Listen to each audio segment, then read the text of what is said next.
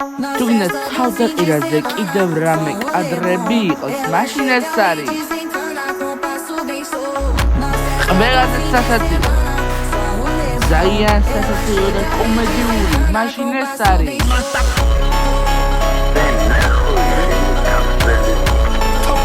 ბრაზის აფეთქებები.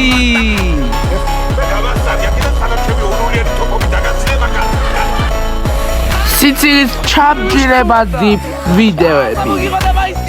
Angry Birds-იც მანდ იქნება და პოლიტიკური შარჯები. საკვახშვილიც მანდ არის და საინფორმაციო ამბები.